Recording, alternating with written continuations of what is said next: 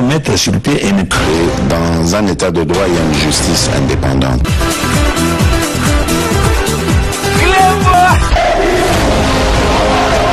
Ce n'est pas pour rien qu'il faut des causes. C'est vrai,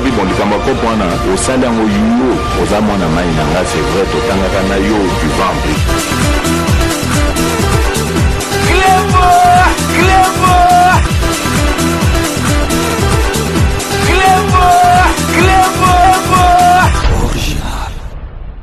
Salut et bienvenue sur Clébois Original. Merci de votre fidélité. 5 minutes avec César Ngadi. Tout le monde est d'accord et il en restera ici pendant très longtemps. Boyebi Ketozali na tout le mois et janvier pour na présenter Bave Nabiso, na présenter Bino Yango na émission Oyo Itaki Oleka ou Aliboso tout ça là qui est année Oyo. Donc vraiment on a profité du sous pour la deuxième fois na souhaiter bino ba meilleur vœu donc vraiment ba résolution à malamu na 2022 oyo donc makambo bando sala ya mabe olongoli yango lobi penza année oyo penza na kota na masolo ya kitoko et puis tobo sanate santé ezali primordial santé mutu et kata makambo ko sana ba masolo ebele mais soki santé za ebele te ba projet zate donc vraiment une fois de plus merci na bato tout balanda ki biso na 2021 peut ba renouveler je pense automatiquement parce que yango ga automatique so koti na 5 minutes pour bima ezali passe parce que 5 minutes il y a version à la musique c'est nulle part ailleurs ezaka na Clébois original oyo kaba masolo aboye ezalaka esika mususu te donc lelo tozali na émission na biso tokolobaka ka sujet moko et puis tokobakisa ba sujet mususu ya mike tolingi tokolobela batu oyo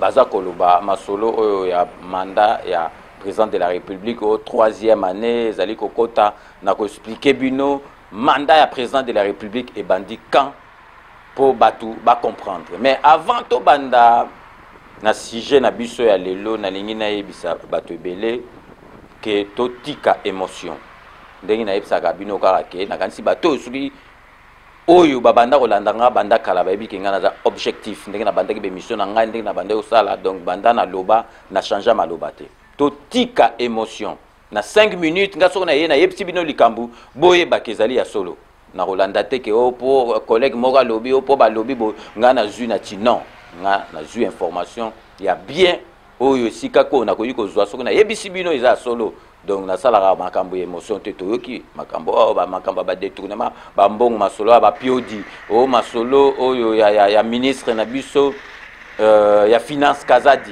donc ezali ba masolo moko nous allons y revenir mais boye baké ezali ndenge batu bazolo baté ezali ndenge batu bazolo baté parce que sur internet ça va trop vite batu mususu azui apanzi batu mususu azui apanzi surtout soki ezolo ba makambo ya bienté o ya mabe o ko bebisa mboka ko bebisa réputation président de la République ba panda on na vitesse mais tozali na guerre ya média biso tozali awa to tikaka makambo ya lokuta te ndenge na bisaki bino to ko tikaka jamais makambo ya lokuta mais avant to banda émission na biso ya lelo donc boyebi ke président de la République donc azali sikoyo nakati ya Chikapa azalaki lelo na Chikapa donc avant-hier azalaki na Kananga et puis a okende na Lodja donc lobby na Lodja donc avant to kotana na masoloana tozali ko Laksabino boyoka donc ba présentation et ba vœu na ya salaki na peuple congolais pour na 2022 donc restez connectés sur Clébois Original on revient tout de suite. Congolaises et Congolais, mes chers compatriotes, conformément à la tradition, j'ai l'honneur de m'adresser à vous en cette fin d'année 2021 afin de vous exprimer tous mes vœux d'amour, de paix, de santé, de bonheur et de prospérité pour l'année 2022.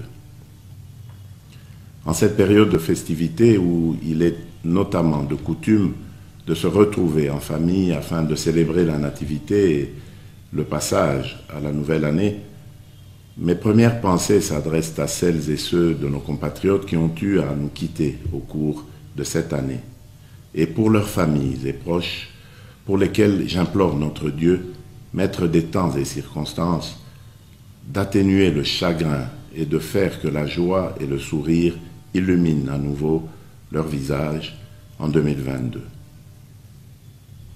Je ne pourrais également poursuivre mon propos sans présenter mes vœux et exprimer ma gratitude à nos vaillantes forces armées et de police qui passeront ces fêtes de fin d'année sur le théâtre des opérations afin d'assurer notre sécurité. Aux valeureux personnels soignants qui, en dépit du défi imposé par la Covid-19 et par la fragilité de nos structures de santé, s'en tient tant bien que mal au respect de son serment et veille en ce moment même sur des patients loin des leurs. À nos merveilleuses mamans qui, nonobstant les souffrances et humiliations leur infligées, font malgré tout du don de leur être, de l'abnégation, de l'amour et du partage les raisons de leur existence. À notre jeunesse, socle de notre nation, qui nourrit une foi inébranlable en le changement et le progrès, recevez, vous tous, une nouvelle fois, mes chers compatriotes, mes vibrants hommages et mes vœux les meilleurs pour la nouvelle année 2022. Mes très chers compatriotes, l'année 2021 qui s'achève a drainé son lot d'amertume et d'événements douloureux ou encore la fissuration de notre sentiment d'appartenance nationale. En effet, aucun secteur de la vie nationale en cette année 2021, ni même nos personnes, n'ont été épargnés par les répercussions économiques, sanitaires et sociales générées par la résurgence de la Covid-19 ou encore par l'instabilité persistante rencontrée dans la partie est de notre territoire national. Cependant, l'année 2021 a également été celle de la renaissance sur le plan diplomatique d'une République démocratique du Congo de nouveau ouverte au monde extérieur et qui a porté haut l'étendard de l'Afrique dans tous les forats internationaux. Outre la reprise de partenariats avec des institutions telles que le Fonds monétaire international, cette année 2021 a vu notre pays jouer un rôle prépondérant dans la résolution des conflits sur le continent africain, mais également se porter volontaire comme pays solution à la problématique du réchauffement climatique.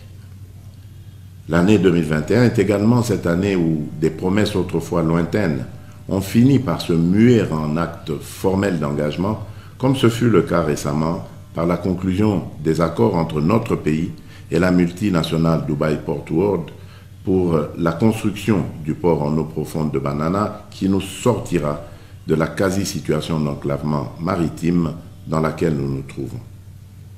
Je pense également au partenariat gagnant-gagnant conclu avec les Émirats arabes unis et d'autres pays, toujours dans cet objectif de lancer une fois pour toutes notre pays sur la voie du développement au moyen d'une utilisation rationnelle et efficiente de ses potentialités tant vantées. Cette liste n'étant point exhaustive, j'aimerais que 2022 soit une année où les divergences et contradictions nous transcendant ne contribuent plus à la construction de murs entre nous, mais plutôt à celle de ponts où tous ensemble nous contribuerons à l'œuvre salutaire de refondation de ce bel édifice qu'est la République démocratique du Congo, notre beau pays.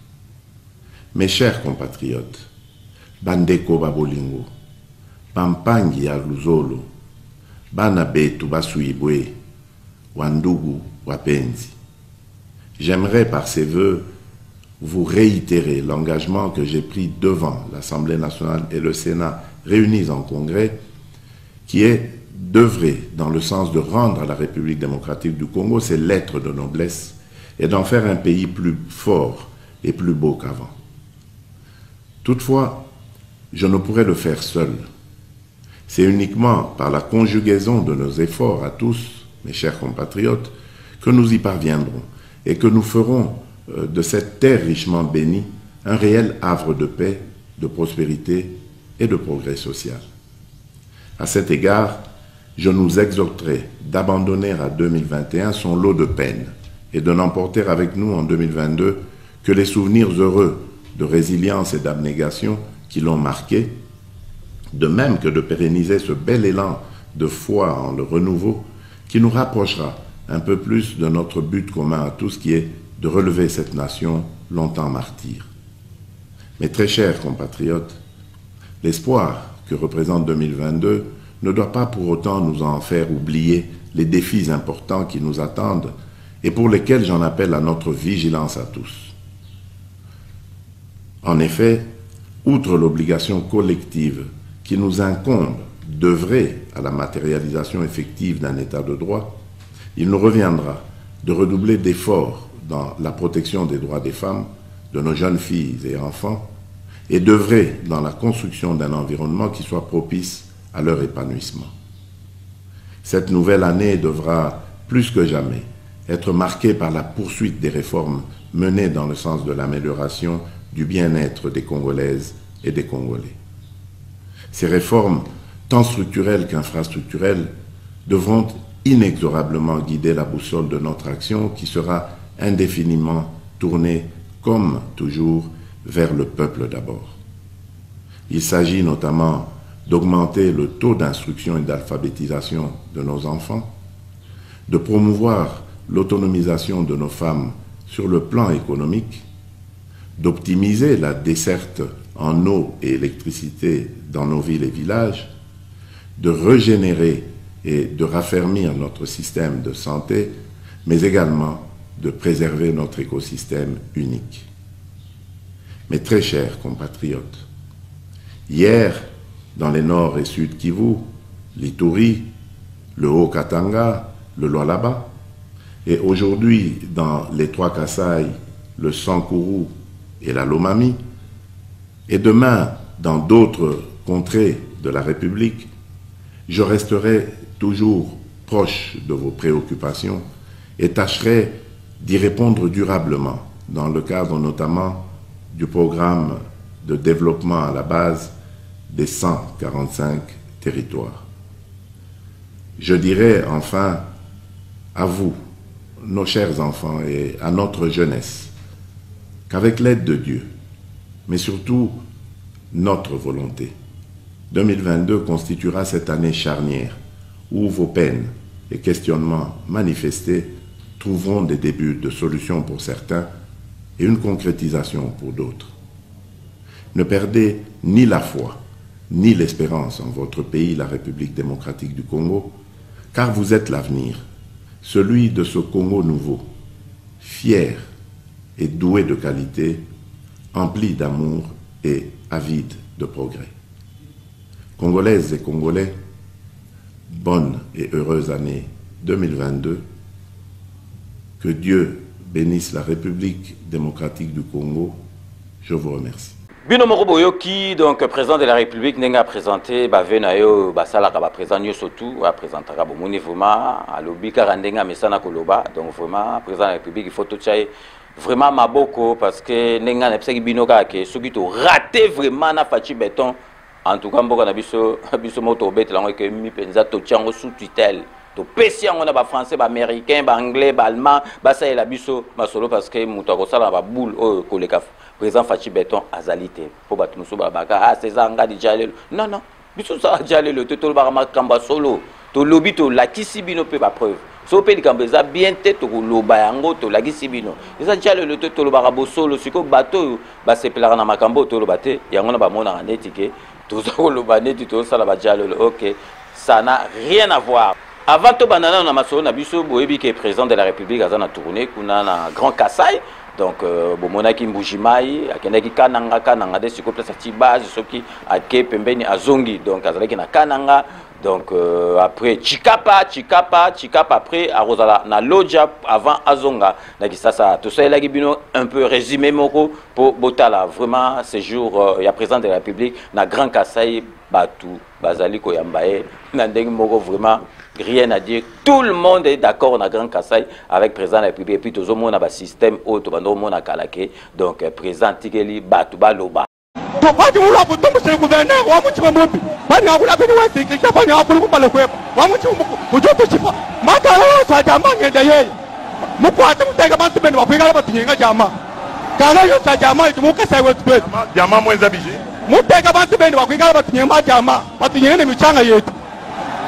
Bantu banunyanga diama. Ah, bantu bende yeye.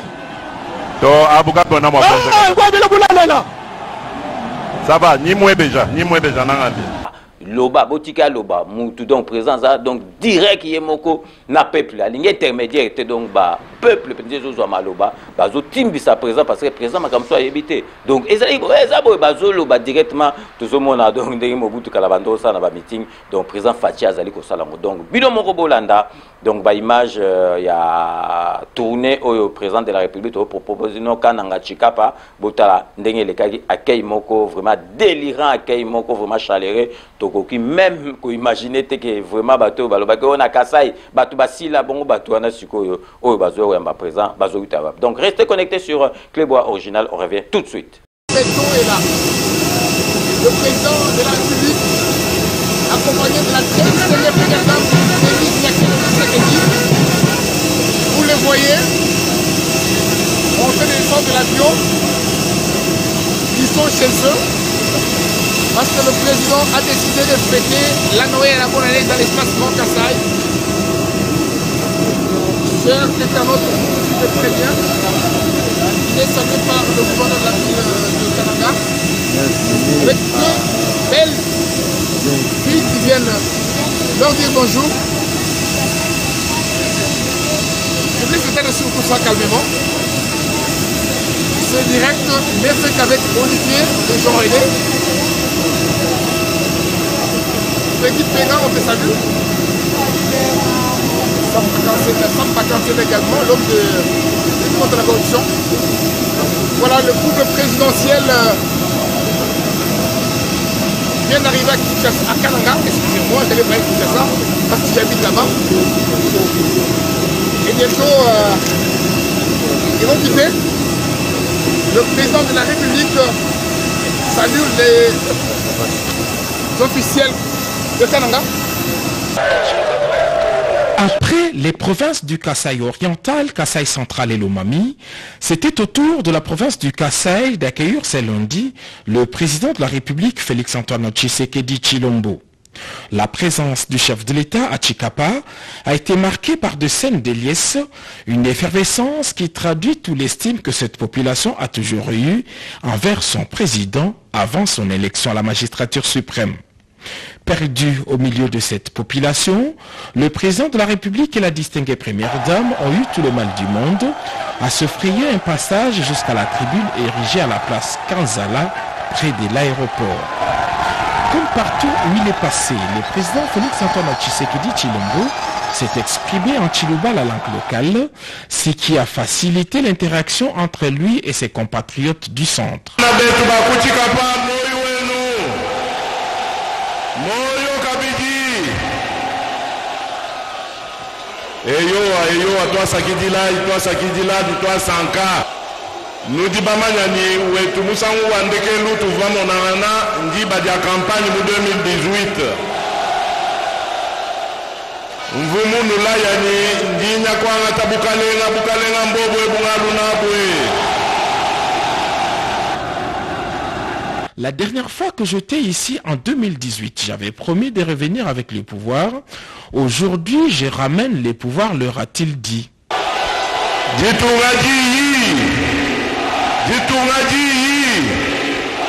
Mwamba Bakaji, Mwamba Baluma, Mwamba Chikapa, Kimutwamba Bosu. Toi, ça qui dit là. Le reste de l'adresse du chef de l'État aura été une tribune de libre expression. Loin de toutes les formalités protocolaires, la population de Tshikapa a transmis directement au chef de l'État ses desiderata. Le manque d'eau et d'électricité, la mauvaise gouvernance des provinces, ainsi que le manque d'entretien des routes sont les principales préoccupations de cette population. Tous ces problèmes vont connaître un début de solution avec l'exécution du programme de développement des provinces, a rassuré le président Félix-Antoine Tshisekedi Tshilombo.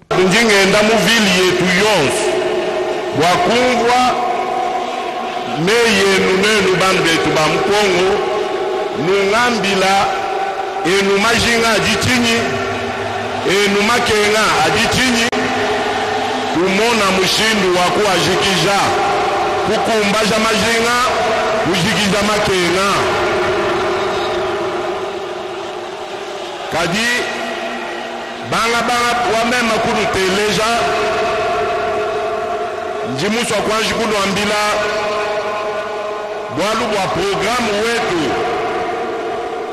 utujibaluka bwani tubanga mpindie ujiluisha makenga jiluisha bufela bwa bujibutu kwata mukongo bufela bwa bwenza bubwa mufongu bwalu mwana wa mwena kongo kena mwakukenga to bulaba bwetu bujini bubanji bwa bunyi population wetu dini songa luma yansong ya bakaji. Après ce meeting, le président de la République a reçu en audience plusieurs personnalités locales. Tous lui ont assuré de leur indéfectible soutien et accompagnement. Ce mardi, les couples présidentiels de la République démocratique du Congo est attendu dans la province de Sankuru.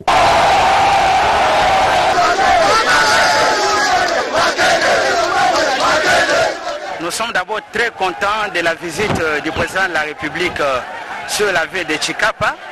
Son message a été clair. C'est un message d'espoir. Pour le restant de son mandat, il nous a demandé de l'accompagner dans le cadre de l'Union sacrée. Nous sommes tout à fait d'accord avec ce message. Nous sommes venus accueillir le chef de l'État, le fils du terroir. J'ai demandé à tous les enfants de Mweka. Vous avez vu les militaires traditionnels de Mweka qu'on appelle les Yolé sont avec nous ici. Parce que le chef de l'État arrive chez nous à Chikapa, pas seulement comme chef de l'État, mais comme fils du roi. Et ça nous fait plaisir. Depuis qu'il a accédé à la Master suprême, il est allé partout, sans venir dans l'espace Kassai. Là, il a débuté cette tournée parce qu'il par Mbujimaï, Kabinda, Kananga. Maintenant, il est chez nous à Chikapa. Nous sommes très contents de le recevoir. C'est un grand honneur et un plaisir pour nous. Je crois que l'accueil a été très très chaleureux. C'est que le chef de l'État est en train de promettre, du moins pour l'essentiel. Binomo Boitolanda, les images ont parlé d'elles-mêmes. Donc, tricage exact. Vous avez vu que Bazali Koya, pour Batumso Baba, Ezali, Namboka Nae, Ezali, Nakota Balouba. Mais non, partout présent de la République, Ezali Koleka, na ba province, parce que Keka Kassai, Siko, Bandazoa, donc pouvoir à Keka Siko, après 3 ans. Mais Bamboka tout, bon, on a place présent de la République Azoleka. Donc, Batubazoa, na Sengo, donc Batindiote, Ezateken Kanamba, Andosa, na Pepe de Bapé Subidon Bon Paboya. Non, Bazoa ne Sengo, la présidente de la République. Donc vraiment, ils allaient Sengo, Moko, Yaku Sakanate. Donc vraiment, tous allez vraiment vous féliciter, président de la République Nabiso, parce que donc en 2023 donc Ezakout Natinate automatiquement présent à Rolekanae. Donc si Koyo Tolingi Toloba, Likambo Oyo, il y a 6 Nabiso à l'élo. Si j'ai un mandat à président de la République, au 3 ans, un président de la République, il y a un mandat, il y a un mandat, il y a expliqué mandat à président de la République, mandat naïe, Tokoki Koloba, donc sans vraiment ton marché Bamon Abiso, et Bandi, heure à nommer gouvernement et à Sama Lukondi. Le chef du gouvernement vient de déposer sa démission auprès du chef de l'État, Félix-Antoine Tshisekedi. Ce, après 15 mois à la tête du gouvernement de coalition. Le Premier ministre Sylvestre Ilunga dit avoir tiré toutes les conséquences de l'évolution de la situation politique du pays. Giscard Koussema pour le reportage. La mention urgent estampillée sur la farde chemise portée en bandoulière par le Premier ministre Ilunga Ilunkamba était prémonitoire d'une grande décision. Le chef du gouvernement des coalitions a présenté ce vendredi sa démission auprès du chef de l'État, Félix-Antoine Tshisekedi Tshilombo, qu'il avait nommé en mai 2019. Déchargé de toute responsabilité, Sylvestre Ilunga Ilunkamba est sorti le main vide du bureau du président de la République et a fait lui-même l'annonce de sa démission. Vous connaissez comment a évolué la situation politique dans ce pays. Je ne vais pas épiloguer là-dessus. J'ai tiré en fin de compte les conclusions de cette situation et je viens en toute responsabilité et conformément à la Constitution de déposer la démission du gouvernement de la République. Je remercie le président de la République au nom de mon gouvernement, je les remercie de la confiance qu'il nous a témoignée dans le cadre de l'accord de coalition qui a permis à notre pays de connaître la première expérience de passation pacifique du pouvoir. En ce qui me concerne personnellement, je remercie le président de la République de la confiance et de la cordialité de relations que nous avons entretenues durant les 15 mois que je suis à la tête du gouvernement. Même si on le savait déjà déchu par l'Assemblée nationale, le dépôt de sa démission auprès du chef de l'État tourne la dernière page de la coalition FCC Cash. Les successeurs de Sylvestre Ilunga Ilunkamba sera connu dans les prochains jours. Donc, mandat n'est proprement dit ebandi wana. Avant yango ebandité n'a expliqué bino parce que bazalaki na coalition na FCC, bazalaki na coalition na FCC na kati kutu ya gouvernement wana FCC mutu ezalaki na ba ministère ebele. Donc jamais beaucoup ko compter période oyo bazalaki na coalition. Donc mandat ya président de la République ebandi pensa heure oyo yo ba nommé Premier ministre ya Union Sacrée.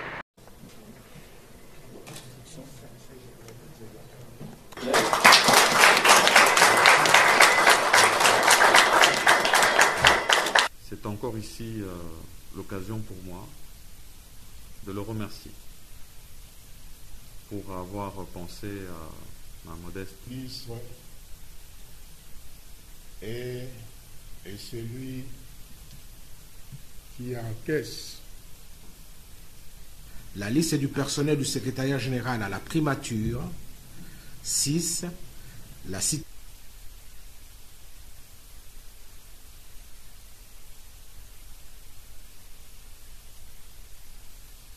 Si vous pouvez rentrer, s'il vous plaît.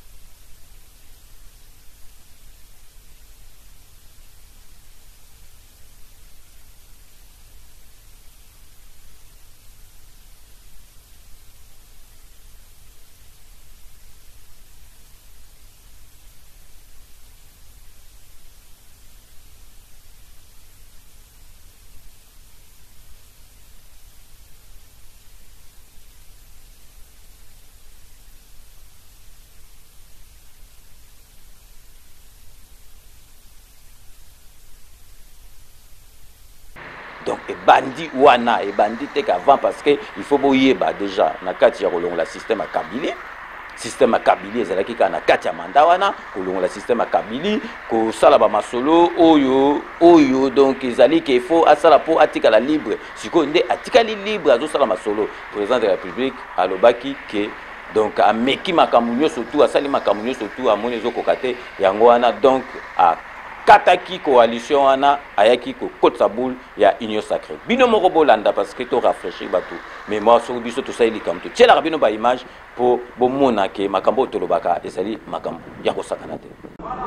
Cela n'a pas non plus empêché l'émergence de difficultés de tous ordres au sein de celle-ci, rendant ainsi aléatoire la concrétisation du changement tant réclamé par notre peuple.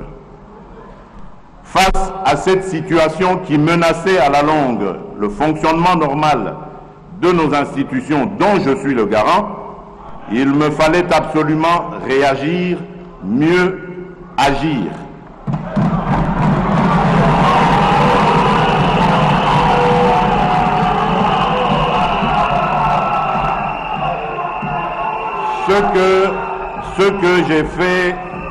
Ce que j'ai fait en 3 temps. Tout d'abord en lançant le 23 octobre 2020 un appel à tous mes compatriotes, toutes tendances confondues, de nous rassembler dans une union sacrée de la nation.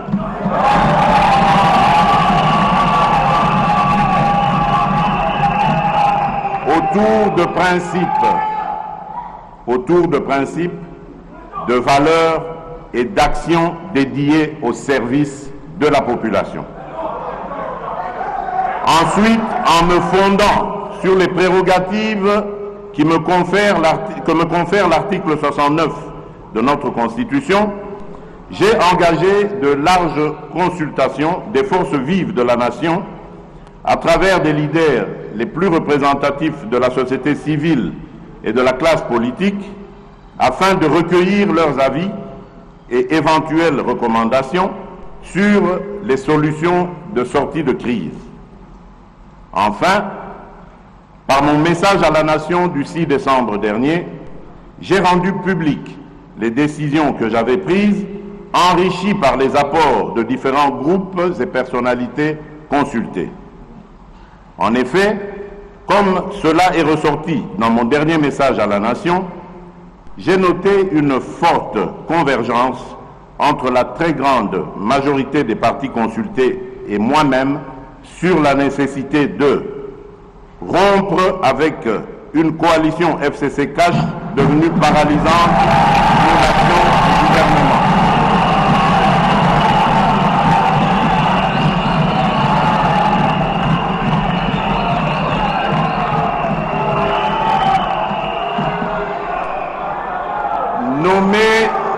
Nommer un informateur aux fins d'identifier une coalition conformément à l'alinéa 2 de l'article 78 de la Constitution.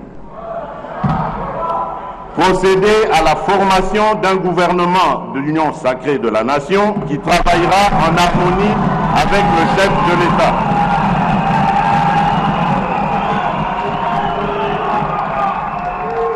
Mettre en œuvre les réformes issues des consultations dont la plupart sont les mêmes que celles voulues par le président de la République et contenues dans le programme du gouvernement.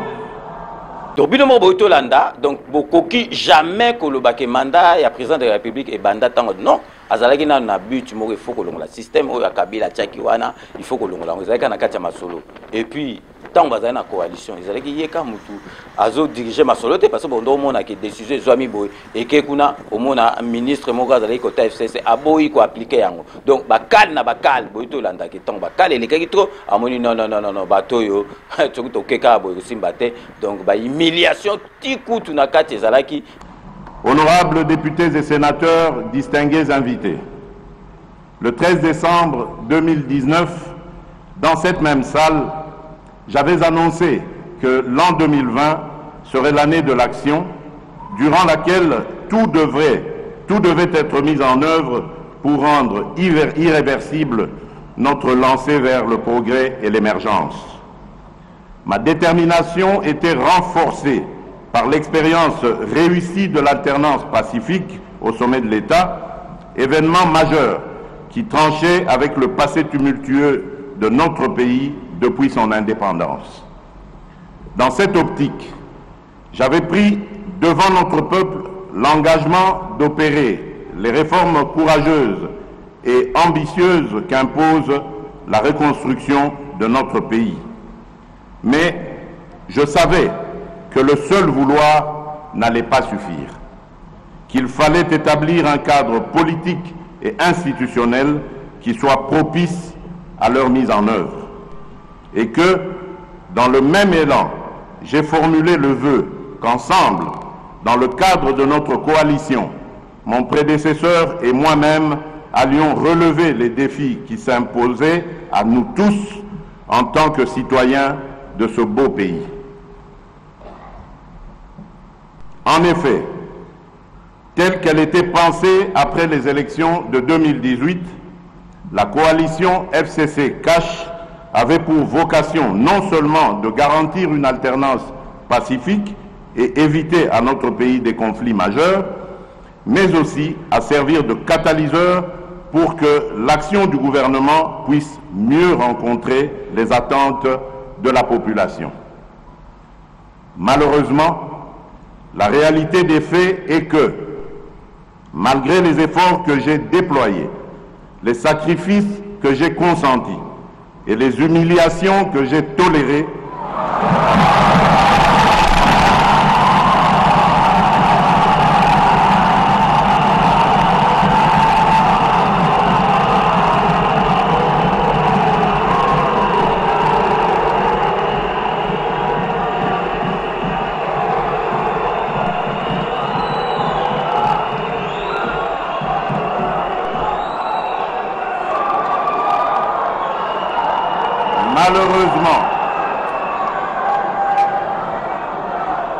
Malheureusement, la réalité des faits est que, malgré les efforts que j'ai déployés, les sacrifices que j'ai consentis et les humiliations que j'ai tolérées,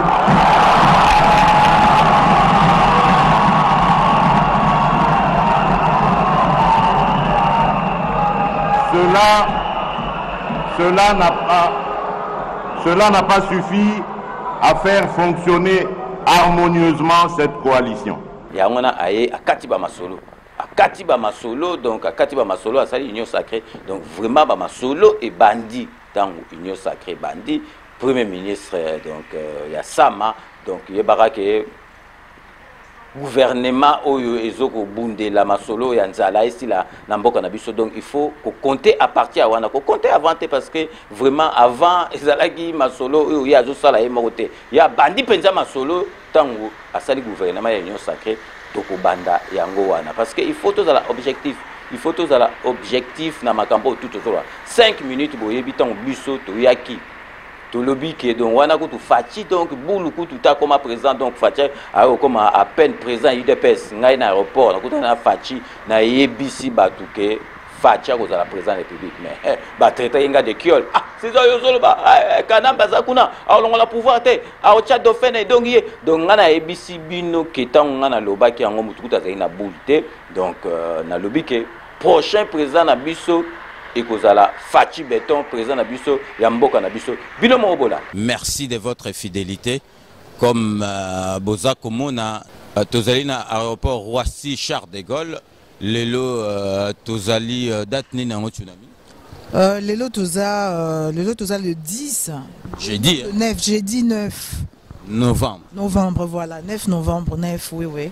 Jeudi 9 novembre, donc Tozali en Atongo.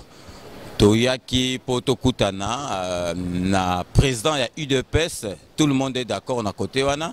Félix Tshisekedi qui sera na prochain président de la République Yamboka Nabiso. Ayaki awa azaki na bref séjour awa na gati Europe, a salé conférence de presse na Bruxelles, lelo azako zo avion na ye a Zongi Kinshasa.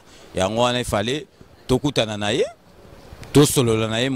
Donc Aza Kowit à Bruxelles, Azo qui est à TGV, après ça la correspondance nae pour Air France à Zonga Kinshasa. Voilà Bandeko Balandi, vraiment j'espère que Bolandi image yo on est aujourd'hui président Félix Tshisekedi aujourd'hui na TGV na outi Bruxelles à Kiti et puis to accompagner ti Amati na avion na Air France à Kinshasa. Bon, Monica ba image mais to solo en privé hein il y a ces anga di peur expliquer bino to solo en privé mamba ici biso vraiment quand porte ces anga c'est chaud hein c'est chaud parce qu'alingi ko lobaté to comprendre qu'alingi ko lobaté mais to solo naé ndeka ezalaka to beti ma solo to solo parce que to vanda moi quelque part avant un matin alors vraiment Mboka ils ont changé, Makambo ils ont changé. C'est vraiment très chaud. Moi je suis choqué. N'a habité vraiment Makambo tout ça. Président Félix, donc il y a César. Moi écoute le Bézate, mais en tout cas Kinshasa, Congo n'a biso Makambo ils ont changé. Ndeka Dani Bokombe à lobby parce que toute vérité n'est pas bonne à dire et puis ezali Makamoko a sengi na biso tokoki ko loba yango te na caméra yango wana tant to solo na ye to filmaki te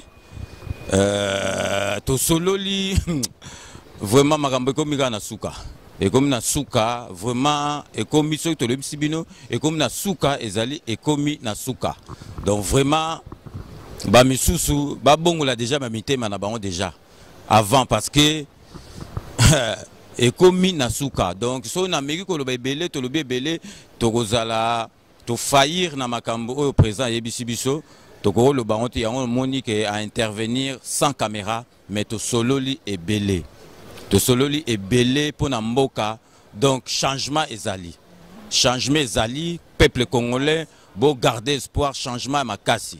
En tout cas moi tout le bébé les autres tindangana lobame naza n'autorisation ya kolobate mais makambo penza échanger pe ezali ko changer donc na mikolo ezoya donc présent azu avion naye akei a koma kuna na ba 17h mais to koloba makambo to solo lité mais boye bake makambo échanger à changer. Question. Moi, question na makambuka président lobby autre loba musuté na kati. Est-ce que président Félix Tshisekedi, président UDPS, ou azali le grand combattant ou l'équipe combattant nyoso to loba parce que azo bunde na mboka azo tambola azo tika famille na ye azo tambola na ba avion azo qui par-ci par là pour na mboka. Est-ce que président Tshisekedi azali vraiment capable Aza Tolomanini, Azali vraiment capable de diriger Mboka wana, Nande to solo vraiment, Aza capable de diriger Mboka wana en ce moment. Aza capable de est-ce que pour nous la président de la République, bakote la ngo classité que côté classe ou bien dengenini non. Donc Azali capable parce que ba o peut bazo diriger Mboka wana. Tout le monde a payé le moko ba côté la classe ou bien ba Witanas Félix Tshisekedi a witi déjà papa na déjà azalaki opposant à Makasi donc Félix Tshisekedi azalaki déjà na milieu wana déjà il y a papa ti azokola azandengone et puis boye ba ke Félix Tshisekedi biso toyebi banda kala azali plus têtu que papa nae azana makambuku ya makasi kutu koleka papa nae donc neti papa Tshisekedi akufa bo kansate ke bokanisi ke masolongo esili te za na continuité oyo Félix aye nango donc Félix aye donc papa Tshisekedi ya jeune donc vraiment Congo Félix Tshisekedi a koki ko dirigeant Dani Bokombe na kitoko nyoso na bolembo nyoso tout pe ndenge nazo yebisa bino ke vraiment tokoloba ebele te mais l'avenir nous dira la vérité Dani. Bino Bolandi, ça datait vraiment de longtemps. On a coûté beaucoup de temps qu'elle aime sous présent à Rocha de candidature. Mais on a déjà vision. Que vraiment, bateau dans 5 minutes. On a une barbe solo. Donc, c'est une vision qui donc quand on a vu boyer baké, fachi bateau babulaki, lobby, fini net, mais on finit mais tout ce qui va puis. Président Fachipe Moutou a osé masolo comme président Yamboka Nabiso et puis bato bazali ko comprendre était na ba commenter mususu na comment autant ba commenter c'est que ça ngai bato mususu ba c'est ça ngadi yoga jale le monique oh mususu donc taliban mususu mubenga joyeso na mubenga comprendre masolo oh yeso ka changer langage na ye italien iyangai nini nakati donc ngakutu vuba natala rapenza mabe zalem sous défaut bien zani natala rapenza batu mususu ebele penza te natala donc ceux qui azalaki sikoyo koloba bien ou bien azalaki koloba bien pourquoi changer faut boyeba ndenga na epseki bino ke politique wa facho azo salo eza marathon bato ba kotaki ka na loyenge donc neti ba mo bengana ebeki makamba bando loba te akoti amoni soki ndenge ni na changer a changer ye mo ngai na koki ko changer te malobo na lobaka na yebi et puis ndenga na sala bo fachi mutadina ngate ke na lobela ka ebo bena lo nazo lobela na mboka parce que fachi azo représenter mboka et puis c'est par conviction parce que na za na confiance na yebi président ndenga zali pe a sala ndenga zaye on a za na confiance lelo soki fachi na pouvoir te ah biso to kota na l'opposition L'opposition, tout comme si on a missionné tout opposant. Ah ben voilà, on a écouté des ressources, on a évité ce qu'il fallait. Bon, Fayoul comme on n'est jamais présent, mais on a tiré exemple, Fayoul comme il est présent. Ngaï donc journaliste opposition, mais Fayoul a démissionné. On a 2-5 minutes car on a démissionné parce que le loco on a zobimisa, ils ont jeté donc vraiment. Donc Moubenga on a ce qui a changé, il m'a dit pourquoi changer parce que on a dit na loba na zolo babo, bo le coup tout que un jour on a changé. Donc nazo loba kaka boyende nazo loba parce que naïf makam na loba. Donc yangona ba msusu ba o changer. Ah yo zala ki bo o changer bon liboso tango yo bando loba o yebite ke ndengi ba décision Félix azwa ndenge Félix a fonctionnaire yo lelo o komi ko changer ce que muta changer. Bo tenez pourquoi changer?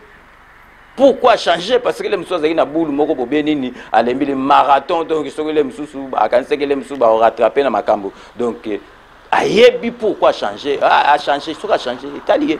Italien ko tungate pour ngana ko changer jamais nazana Félix donc tant à présent et puis ata za présent et tous akanaye parce que ezali ndengwana. Donc to marqué pause publicitaire na biso ndeka boyebi Kodia Simo ezali société oyo et puis si vraiment opportunité et puis si chance na diaspora mobimba diaspora nyo surtout parce que on va aller na diaspora pour diaspora nyo soit comme propriétaire ya bandako na ba norme moko international même diaspora même na kisasa mais on va privilégier qui na nous diaspora donc vraiment offre tigaligaka donc oyo ya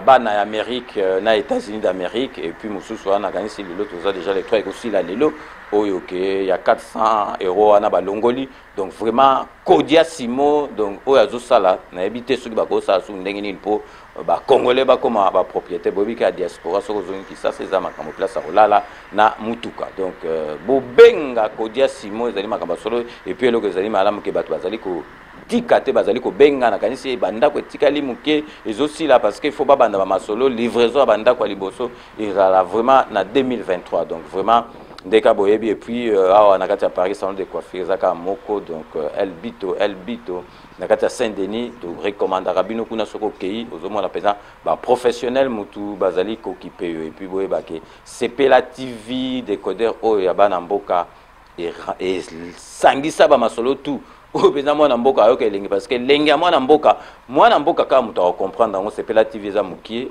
autant même na poche mais partout dans le monde on a besoin ya HDMI na internet au tiango zali kotala eloko nyo surtout lini parce que ba chaîne nyo surtout na ezali vraiment ya kitoko donc restez connectés sur Clébois Original, on revient tout de suite. Kodia Simo vous propose un crédit immobilier. Vous êtes du Congo ou de sa diaspora? Vous désirez devenir propriétaire en RDC et faire construire votre maison en toute quiétude? Obtenez votre crédit puis commencez son remboursement uniquement dès la livraison de votre maison. À la Cité Kimia, nos maisons seront toutes construites aux normes internationales. Située à seulement 25 minutes de l'aéroport de Njili, 10 minutes de Safari Beach, au cœur de cette cité moderne, vous y trouverez aussi un centre commercial avec plusieurs commerces de proximité. Nos bureaux sont situés au 173 avenue Mutombokachi, dans la commune de La Gombe, référence rond-point Forescom. Venez dès à présent réserver votre lot dans ce nouveau havre de paix à Maluku, ce nouvel Eldorado au Congo.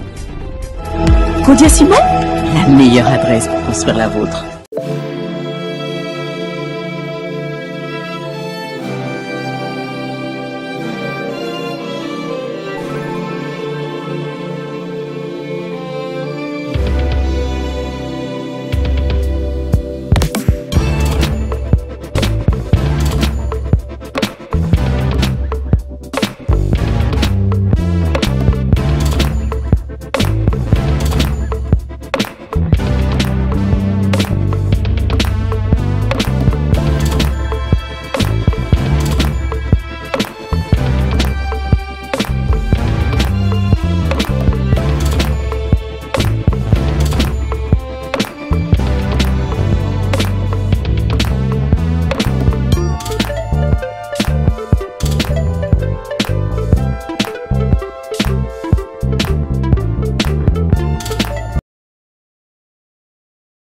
CPLA TV et yena makambu ya sikali susu. O ba chaîne ya France ezana kati. Ba chaîne ya Congo ezana kati. Ba chaîne ya Londres ezana kati. O ngomona makambu ya politique ya sika. au parti AA ezanakati au parti BB au CFAIO ezanakati ya Sepela TV bouquet comme ya muke boye o tina poche voyager na ngokeno partout lingi na bouquet ya Sepela TV même mabiso ndongo mabiso wana 4K machine madaka daka Sepela TV. Bienvenue dans le monde de Sepela TV. Sepela TV est le décodeur qui vous permet de suivre les chaînes du Congo en direct de la diaspora. Donc merci na binonyo surtout bozali kolanda o ba misusu bazubiso na sima ya ba publicité wana ezali vraiment ba partenaire na biso bozala na bango parce que il faut tout comme un esprit penza o ya ko aider baninga parce que congolais ninga o aider moninga na été congolais au préféré l'aime soit aider étranger mais moninga na ye alingi ko aider été donc vraiment Sepela TV ezali ya binomoko Kodia Simo ezali ya biso moko Salon El Binto ezali ya biso moko. Donc si koto koti moni photo kendaka na masolo oyo ya bien. Oyo ya bien o moni ke ezali ya bien il faut kolobela yango. Kolobela yango na ndenge ya malamu. Awa bozali komona na relaxa bino na image botala donc ba étudiant bazali kozwa vraiment ba bus, oyo ba bus ba étudiant donc ici la bandaka là. Sikoyo donc Fachi azongiseli bango ba bus moko vraiment moderne pour permettre à étudiant ba yaka chic na ndenge na ba condition bien botala ka étudiant sous ba comment kuna na kati ba sala ba recherche bien donc wifi internet comment on fait les. À partir du 6 mai 2021, la colline inspirée le deviendra encore davantage avec la disponibilité de l'Internet pour tous. Le projet RAM à l'université de Kinshasa, c'est une réalité. Une délégation du ministère de Postes, Téléphone et Nouvelles Technologies de l'Information et de la Communication, de l'Autorité de Régulation de Postes et Télécommunications ARPTC et l'ambassadeur du projet RAM a visité les travaux d'implantation de haut-pot Internet sur les campus universitaires de Kinshasa, lesquels haut-pot permettront la disponibilité d'une connexion gratuite à Internet pour tous. L'ARPTC et le ministère des Politiques qui se sont liés ensemble pour justement favoriser ce projet RAM ont mis les moyens et sur terrain c'est une satisfaction parce que l'université de Kinshasa, l'UNIKIN, d'ici ce 9 pourra avoir un accès gratuit à Internet et nous sommes sur une base de plus de 15 000 étudiants qui seront bénéficiaires justement et le projet va s'étendre sur toute l'étendue de la République, c'est-à-dire toutes les universités à travers la République démocratique du Congo seront connectées et seront bénéficiaires d'Internet. Ces travaux se feront sur plusieurs autres sites universitaires comme l'Institut supérieur des techniques appliquées ISTA en sigle. Une connexion fiable est la garantie de la recherche au XXIe siècle et l'ouverture sur le monde scientifique à l'international. Internet ti na ville ya Kitambo magasin au félé donc internet et comme il ba lieu public au félé surtout internet pour na étudiant ezali eloko mo malam parce que face à la recherche na internet ba ni sigo soka esengeli susu afuta étudiant bourse ezala gebelete président de la République a tiela ba étudiant ba wifi na ba université nyoso tout siko a tieli bango susu ba bis bino moko botala na bilili du programme Transacademia est plus qu'imminent. Le ministre des Transports a visité le premier lot des 100 bus disponibilisés par le ministère en faveur des étudiants selon les instructions du président de la République Félix Tshisekedi. Chérubin Okende a palpé du doigt les réalités des travaux de décoration des bus déjà réalisés à 70%. Binomo boito landa donc tolo baka makambo malamu donc tant biso to kene ba chiku wana ozomona ke kaleza pe ba bus scolaire donc ba bus scolaire on a pas etanda mi biso to zwana ba car mais ambiance ezalaki peza na ba bus scolaire moi lem sukuto kimi comment la voiture matika na bus scolaire pour ka ambiance ozomona donc makambo wana ezalaka vraiment lisusu te bomoni président de la République atali étudiant fallait bazana donc na ba condition bien bomoni ba homme wana ndenge ezalaki kala mabe président de la République a bongisa donc ba homme université donc zongi place parce que étudiants allaient donc relève étudiants allaient à venir en Boka il faut à vivre na ba condition bien mais botali ba homme il y a des étudiants kuna na ba campus ndenge zalaki donc bozomo na bilili ils allaient vraiment pas sinama na motema au mona seconde ndenge komisana rien à voir donc vraiment ils allaient makamoko vraiment ya malamu oh ya wana tozali koloba bo landa te makamususu ya kan internet ça va vite botika émotion bozilaka 5 minutes avec ces angadi surtout expliquer bino masolo bomon penza solo boyokaki toko zongelango vraiment na prochaine émission na biso balobi ke donc ministre de finance Kazadi a détourné ni tanga mo pe na yoki na lobi non et koki jamais kozala bo parce que oyaza muta confiance sur vraiment ba ministre neti ya finance à Kazadi a commencé la ba masolo ndenge wana ezali passe na motema metoza na bino na ba élément openza solo lelo to ko mélanger ngo ate to ko tiela bino po bomona ke ezali nango masolo o ndenge ba betela ki bino te yangona to sabine faut bozala calme sur likamboza bo doser bo pemi calme bo tala donc to yela bino une émission na biso oyo koya donc la prochaine émission tout ça la penza to la sabino dossier oyo ba lobaki masolo ya ministre Théo Kazadi yemoka détourné mais je pense pas que ezali ndenge na passer to yelibino beaucoup mona yango ezali nango ndenge balobilité donc ba information qui ndara surtout soki eza ya mabe ba moni ki ministre na azali ministre moko clé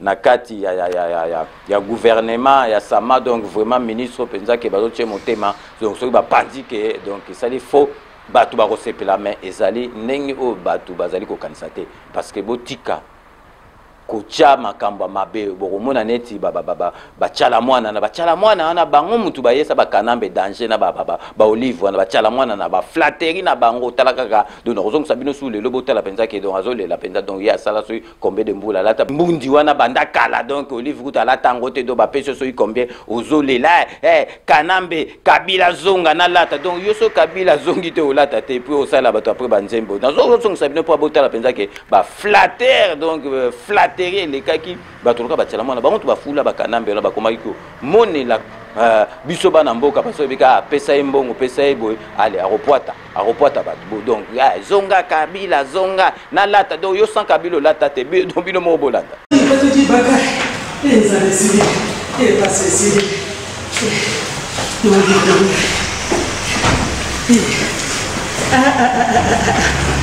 mama odifidende mama nangai ezamba peso ya mingi mama kabila zonga zonga tolata bilamba tolia kabila zonga bino moko bolandi bachala mwana openza donc eza soni na mawa donc baesa penza donc bakanambe wana danger kabila zonga mpona lata n'importe quoi après osala banzembo moko ezanga tino okanisi vraiment soki ndenge il faut kotimbelaka bango faci bato abo faut kotimbelaka bango ozomona siko ndenge eza wana na bato mosusu ozomona donc yango tolobaki vraiment il faut triage penza donc bik rouge bima parce que ozomona bato mosusu bazoya kaka par intérêt to yususu oboshapa ye na union sacrée to boite boya na bino mais identité na bino tozoyeba botala mosusu botala Kassanjo azali gouverneur wa melaki moki ya pale botala siko ndenge azongumba madevana bozomona donc bato mosusu bazalaki na FCC bazoya na union sacrée donc parce que intérêt na bango ba monike liboso bazalaki na espoir poni bayaki kalateli liboso bazalaki na espoir ke kanamba kozongaka tango ba mona siko kanamba zozonga sute botala bino mo ba déclaration ba mende ba koma yiko sala na yeko tala na yeko yamba président na biso ya nani bongo siko nana koloba nango. C'est en tant que fils du pays. C'est une expression démocratique.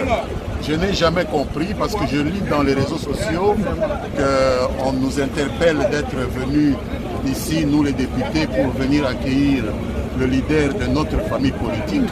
Mais je me demande à qui nous devions demander la permission de venir un jour off à l'Assemblée nationale où il n'y a pas de plénière pour exercer une activité politique qui est une activité théoriquement privée.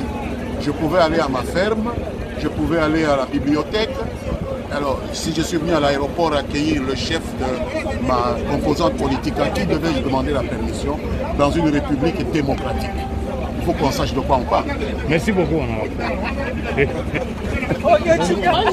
Donc, bango surtout, bazako yaka, parce que baebi ni nezate, mais il faut que timbelaka bango, parce que bango bazoya, et puis que timbelaka batunyo parce que bango ndeng bayebo.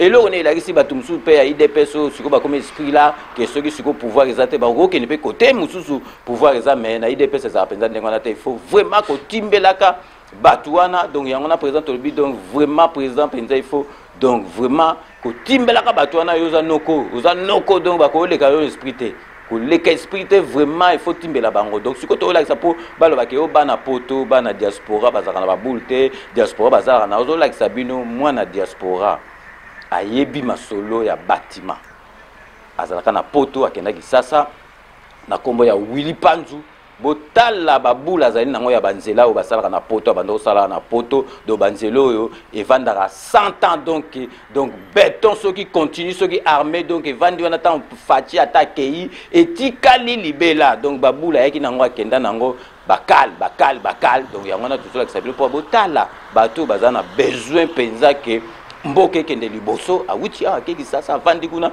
donc azoko ça ba dossier tout mais bakal donc yeba ke fati béton.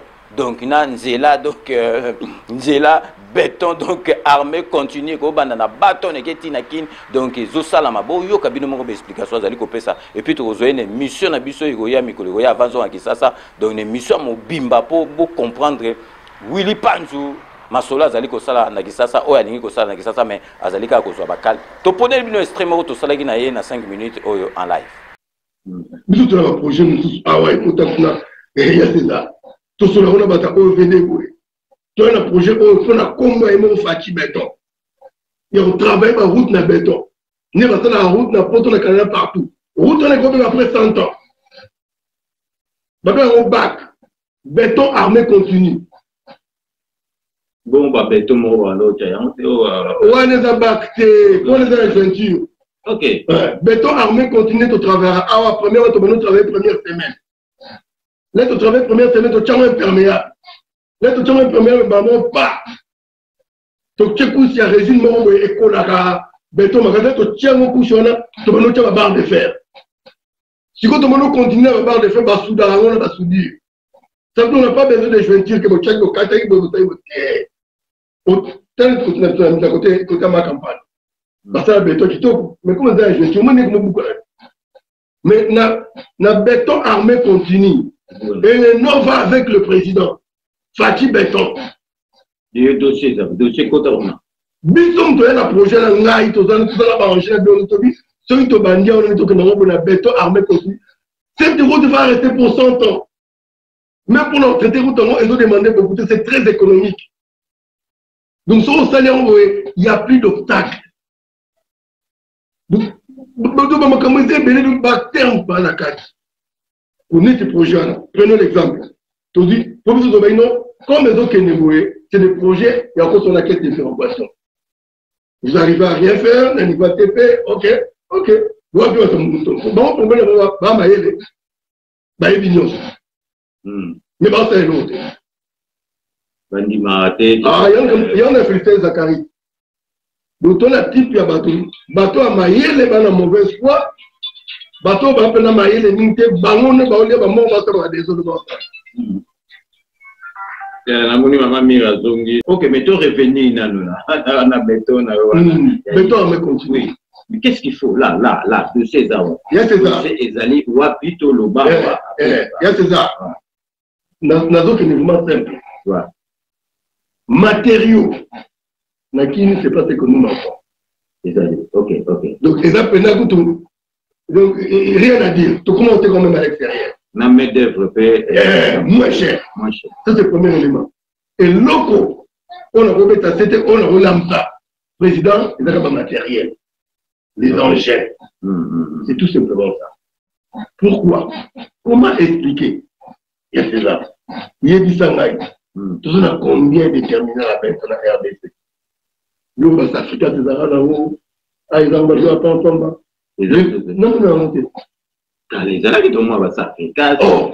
Il y a ces autres camions les canabas, tuyaux en béton. Les tuyaux en béton. Comment les tout ça bouché partout? Pourquoi? Parce que terminer la béton, c'est les tuyaux en béton, le U en béton. Surtout dans les tuyaux en béton et ici nécessaire à nous régulièrement. Il y a ça. N'est-ce pas une de les boucher? Tout ce qui est là, comment nous route n'est pas tout ça là, tout ça là qui était. Dans le milieu de la route, tu continues à faire des tuyaux en béton. Tu as banton noir, moule et bête, tu as la forme et ça capante, il y a 1 cm. Et quand tu as tout est que tu as maille. Il y a fleuve.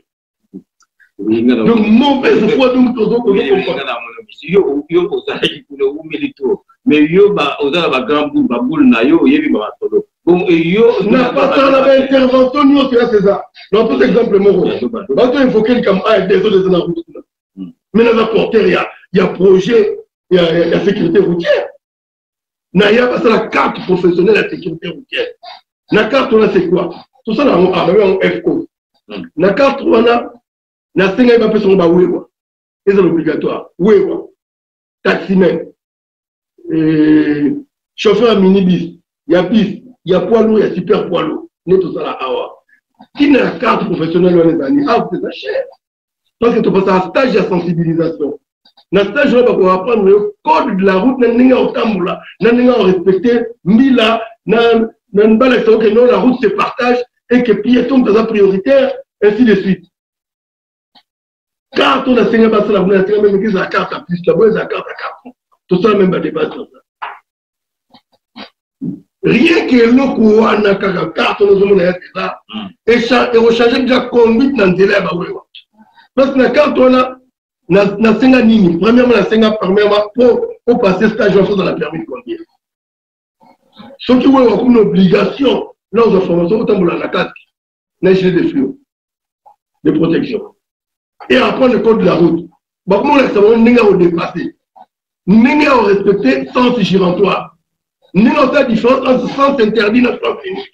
Et dis-moi, ok, dis-moi, les gars, l'explication de Baouna aux deux motos, quoi qu'il n'en parle pas. Ok.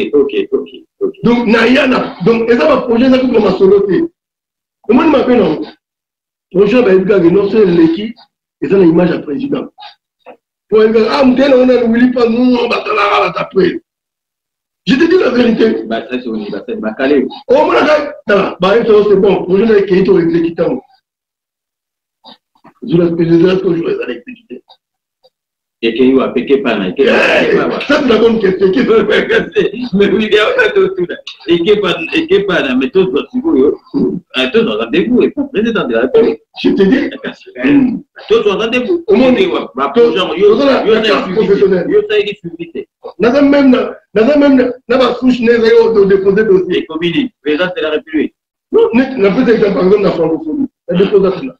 Il y a peut-être que vous n'avez fait ça, vous n'avez pas fait ça comme un n'importe quel vous comprenez? Parce que le projet avant l'être le cas de ça, quand il y a des projets, les arabes, ah, vous avez lié la carte d'identité. Comme on a carte, voilà, numéro de carte d'identité, la carte de numéro permis. Donc, comme tu as le contrôle, il y a beaucoup. Donc, une forme de recensement, déjà, tu as la permis de conduire. Et en même temps, la scène même qui est basée à la sermentée. Donc, dans chaque commune, il y a un projet, tout le monde est légal. Mais tout ça, ah, si vous avez un projet à vous, et les cas, il faut les cas. Par exemple, pour la sécurité routière à carte, des béton armé. Tu peux savoir, on a une image, il y a une comme c'est Fachi béton. Aïe, à Tiki, histoire in Amboka. Il y a béton armé continu là au Kenya. Et ça, là, 100 ans, 50 ans. Il n'y a même pas encore ça. C'est le seul route et ça, là, 100 technatines à 100 ans.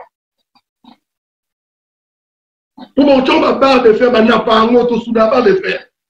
Donc, ce que par exemple, ce que vous avez dans ma tag. Tout ça, il y a un béton, Tiki. Il y a un béton. Ça continue de. Béton armé continue. Nous avons la métro côté la saison que nous sommes derrière l'économie. Toujours sous des ailes, je vais dire. Ok, je comprends mieux là. Et toujours respecter ma verre de plein bandit. Donc, débordage à ma réalité. Pour les gens qui sont là, aux hommes bâtiment, avec les gens qui sont là, bandit, toujours prévoir un peu de place. Il y a ma verre. C'est-à-dire, nous prévoit déjà place, il y a SNEL. Et facturation, il y a SNEL. La prévoit place, il y a régie des hommes. La prévoit place, il y a fibre optique. La prévoit place, il y a téléphone. Tout est dans le plan. Mais le Mengan encore moins, il y a Bandaka là. Il y a c'est ça. Voilà un exemple nouveau. Babou le métro a été la combien de temps? Mais les qui sont là. Qu'est-ce que le métro a fait continuer? Ok. Ah, Babou, Banda va mettre Bandaka. Il est là. Donc, dans ça débat, vous savez qu'ici en RDC, on a que des routes provisoires. Maintenant, il y a RDC va tellement dans débat. Donc, je vous dis la vérité, on a que des routes provisoires. Pourquoi? Donc, vous savez comment on peut reconnaître une route provisoire? C'est quand déjà on a prévu tous les VRD, c'est-à-dire voir démarrer. Donc, nous allons ça, on faut déjà place, il y a maï, il y a maï, mais puis on va bouger Nzela. Ah, d'accord. On ne va pas bouger dans la chose provisoire. Vous savez, route à béton armée continue. Là, c'est à prévoir la place, il y a passage, il y a maï, passage, il y a électricité, il y a fibre. Qui s'arrête? Ok. Non, prévoir un mot. Là, il y a un passage. Tout ça, dans mon pistolet, mon tombé dans l'eau à flèche. Dans une film, avec le pas, et qu'il y a un signé les câbles. Pas de tout. Et là, nous sommes dans à travers tout le monde. Et continuez. Bon, moi, la bandela, parce que la bandela, va t'égarer, c'est moi, et après, ce qui m'a étonné, basé le tondi, après, comment tu as et là, la solution, nous tous les altés, voilà. Solution, c'est on appelle ça solution. On a des sortes de là, où c'est très pratique. Il y a une évacuation maille. En V, c'est très bien, parce que maille, on peut évacuer rapidement. Et en U, les carrés de ma baie. Ok, il y a U. Il y a un psycho. L'important, c'est de terminer la béton. Ok. Or, le terminer la béton, ça coûte combien ici? Pas grand-chose. Donc, ce qui est là, n'est pas spécialisé dans la béton. On ne veut pas spécialiser dans la béton. Basé à la usine, on va faire U en béton. Et là où je devais revenir, et c'est ça, tout ça dans argile, dans RDC. Tout ça dans chaud, dans RDC. Tout ça dans moellon, dans RDC. Tout ça dans sable, dans RDC. Tout ça dans usine à cimenture, dans RDC. Et puis tout ça dans usine à barre de fer, dans RDC. Et ça, comment trouver ça dans la béton arme continue? Ce sont des éléments qui interviennent dans le béton armé continu. Normalement, il y a un sondage. Il y a un sondage qui a marché central. Sauf que nous avons un téléphone, on a une image d'un architecte. Dans le sondage, il y a marché central. Marché central, belge, où, parce que à l'époque, je suis sûr, c'est le connaissance dans la construction, c'est là qu'on voit ça l'homme au-dessus. Ok. Parce que ça, on a un béton armé terrible. La barre de fer, on a coupé une barre de 24. On a 22. Et pourtant, on a 29, on a coupé la barre de 12. Là-bas, c'est des barres de 24. Béton n'est pas pour nous beaucoup et c'est une intelligence. On a pour un délai à temps. Donc, ça va 45 jours, on a aussi ça. Démolition. Vous avez marché, voilà. Tous les noms, c'est là. On a quoi sur la facture? D'accord. On a la question de Babanda au Bouka, c'est Babouka non? Babanda au Bouka, la société Mozartino a dit construction. Mais on a une équipe, les autres techniciens, on a commis sur place, on est au sein, on fait pour qu'on a bâti en béton. Bon, on a monté mes autres alors. Donc, on avait marteau piqué, marteau piqué. Parce que là, si on béton tout ça, il y a ça. Aussi, on béton est au tchang, il y a la dimension qui est là, il y a qu'à ta barre de fer. Il y a qu'à ta barre de 30, montagne et voilà. Donc, on a là, pour être qu'à ta barre de 24. Si on a une assiette, on a où aller ici, dimension de côté. Dans notre temps, on a une forme rectangulaire, là aussi, ça bon, on a une fourche, on a appelé le travail, il y a appelé le chargé. Dans ce cas, on ne se pas. On a évacué, surtout plus que, tu ne peux jamais, pour ça, la bonne en centre-ville. Il faut pas que l'on ait une stratégie, il y a beaucoup de temps, parce que on a évacué, on a fait un endroit, place là, on a dynamique, on va dire, on est récupérer la barre de fer. Mais sur des personnes qui sont dans le centre-ville, il y a cela. Ton coup, on a pris un VRD et que nous avons monté la flemme. Ok. Et ça intact, pourquoi? Parce que c'est fait en béton, mais continue. Et il n'y a pas monté la flemme. Le ministre de la Gama est content de la terre. L'évacuation de Kitoko. Donc, au début, il n'y a pas besoin d'évacuation. On a besoin d'évacuation. Donc, on a besoin de dans un exemple mon simple, Balini va vider Millery. Il va vider Millery. N'est comment salité, n'est comment avoir le sauter. Il y a beaucoup de technicité. Parce que là, il y a non seulement un neuf l'évacuation. Vous avez une dimension qui dans tous ces effets. Plus faire des ronds de béton et des tuyaux en béton. Vous avez une dimension supérieure. Donc, il y a une dimension de béton, des tuyaux en béton. Au moins, quand vous avez l'excavateur, il y a une carte à Timoni. Pour continuer tuyaux en béton. Tu as sauté dans le sous et continuer. Tu as les colons de poulet béton. Tu as l'approchement des restaurateurs ou l'évacuation maille. Ça, c'est un accès dans le vie. Et comme nous dit, tu as les goûts, et les grandasser. Et ça, on attend Moukier. Mais ils ne veulent pas constituer des gens qui ont les soucis pour ces pays. Mais qui veulent pas, moi. Bon, il me pour il y a le même temps qu'il a dossier.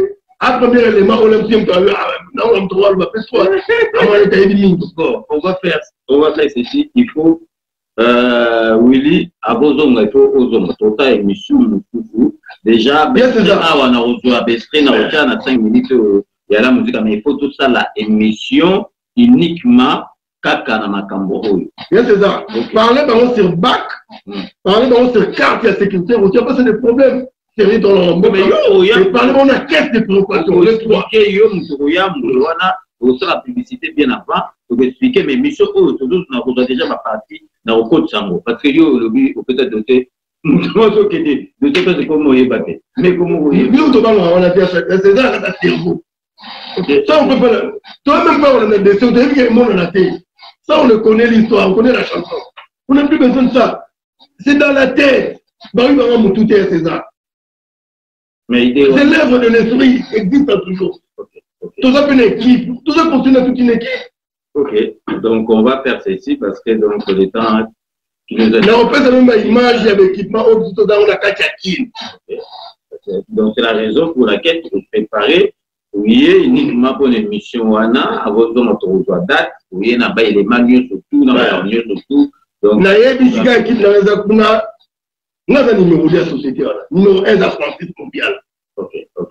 Donc, numéro 3, on est sur le terrain. Alex Mwanda.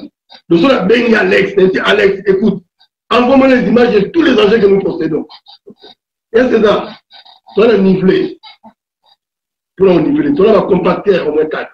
On a un bulldozer 2. On a une pelle excavatrice 2. On a une pelle chargeuse 2. Et c'est dans les gens qu'on s'est vanté ici. Je te mettrai en défi pour l'accepter société mon congolais avec équipé les divisions. Mais, d'abord, il y a un mouton ingénieur, a même pas un vélo, mais il a du contrat. Mais il a du contrat. Donc, même pas de vélo, donc même pas la bourouette, mais il a du contrat. Mais moi, je suis équipé, il y a aussi la route, il y a même le traçage des routes. Machine de traçage la route, tout ça dans la route. On a porte A, il y a les droites. Et donc, ok. Moi, par exemple, dans la suggestion, on appelle dans ça, c'est la caisse de préoccupation. Il y a ça. Tout ça, on a arme fatale dans le cas. La caisse de préoccupation. Tu peux pas expliquer. Donc, caisse de préoccupation, ils auront 10% de budget annuel à Mouk. On les a mis fond dans le si on a un rôle dans les alliés, qu'on équilibre les rêves et toucher à tout niveau d'activité, qu'on rectifie les rêves. Oh, on a 10% on va se donc, par contre, il y a partout. Place des rêves et Salama qui va corriger. Des rêves, on appelle IGF coup de groupe, c'est facilité maintenant, bah, attaquer en même temps, tous autres arrêter. Or, ceux qui, bah, là, qui s'y prétendent l'impact, il y a caisse de préoccupation, mais nous tous jouer intérim si on a caisse de préoccupation. Le vieux Dédé, voilà. Vieux. Attends, pendant presque 25 ans.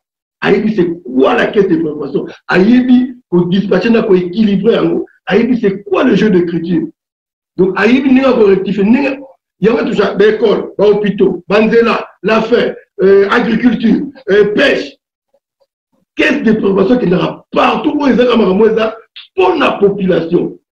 Mais parce que sa présidente l'impact de la caisse de préoccupation. Il y en a que non, il faut même, si c'est possible, même les même si c'est possible, va réveiller le président dans une arme fatale. Où est-ce que tu es dans le ministère de la caisse de préparation? Bino boto landa po bolo bakeo bana poto bazo ya donc botala donc yi spécialiste banzela sala na poto a boyoki kenzela wana ya beto a mesala 100 ans avant ida kufa.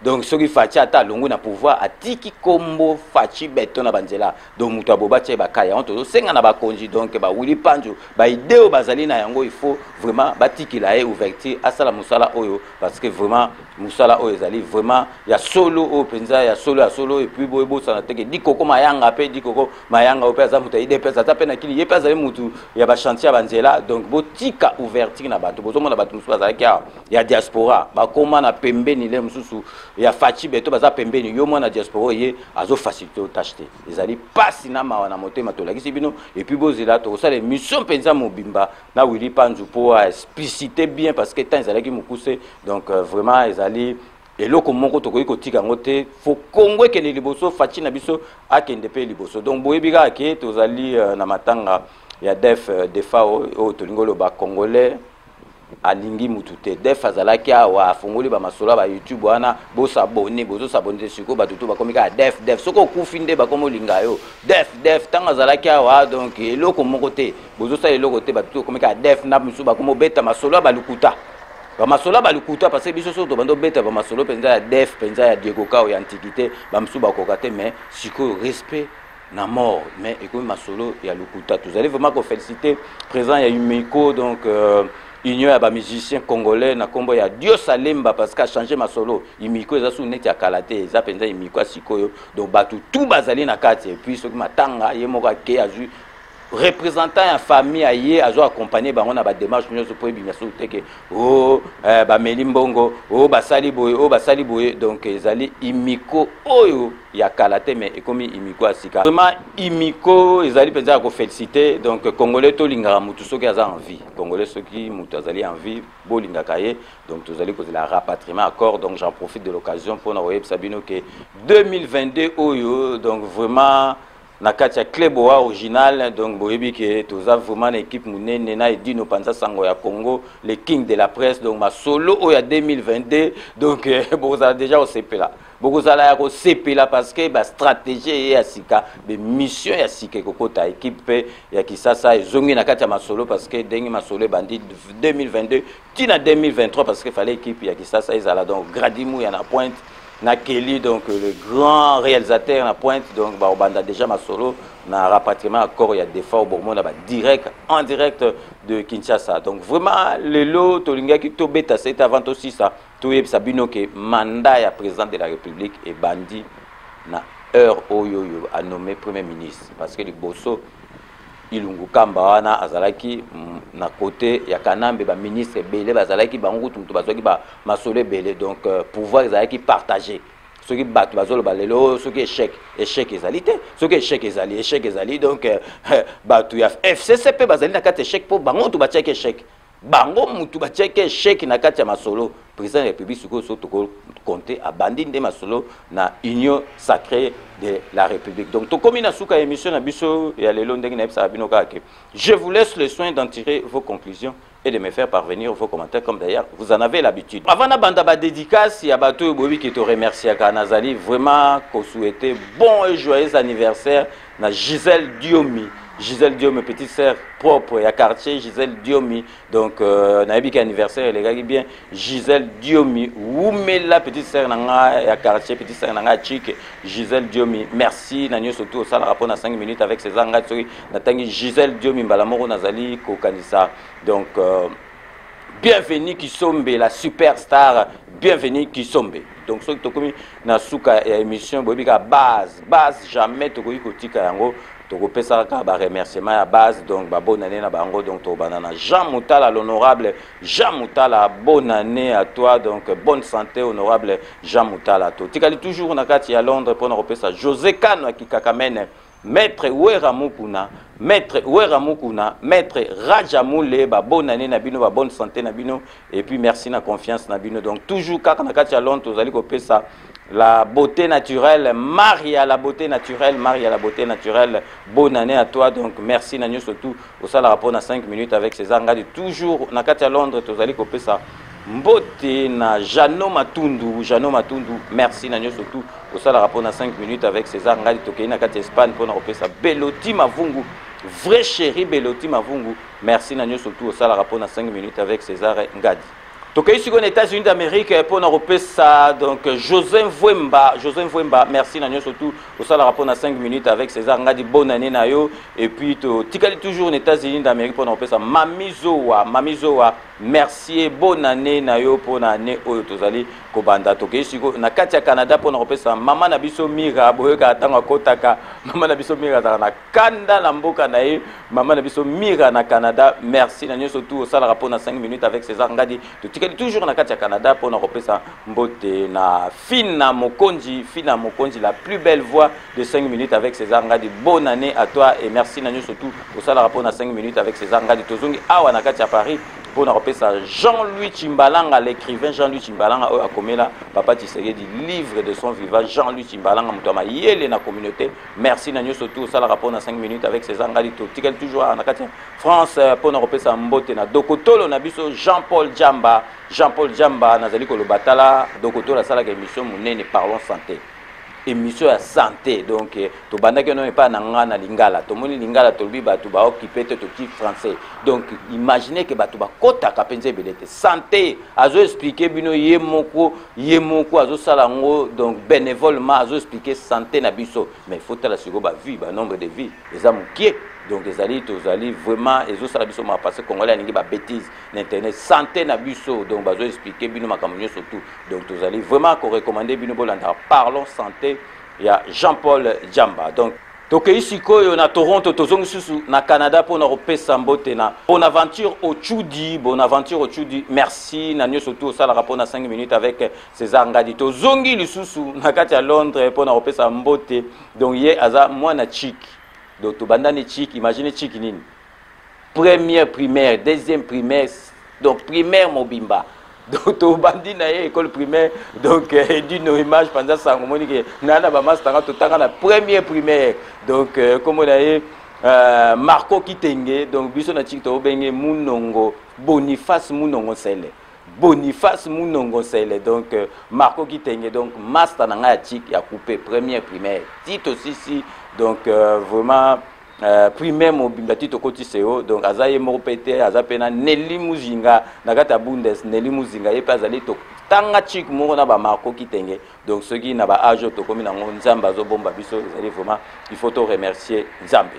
Tokosuki ça donc na kati à Paris awa pour na repesa mbote na Alain Delo moi na bandal na kati à Paris Alain Delo merci nanyo surtout au sala rapport na 5 minutes avec César Ngadi donc sur ce remerciement nous mettons fin à notre émission de ce jour. Elle a été réalisée par Edino Image Panza Sangoya Congo les Kings et Willy Kunda. Nous allons donc nous retrouver avec grand plaisir dans 24 heures pour un nouveau numéro.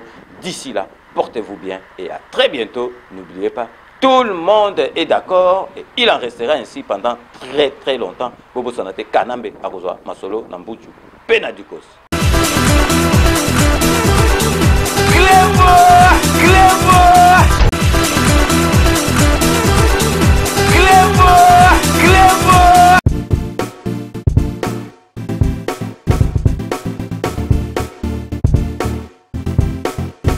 On doit mettre sur pied et mettre dans un état de droit et une justice indépendante.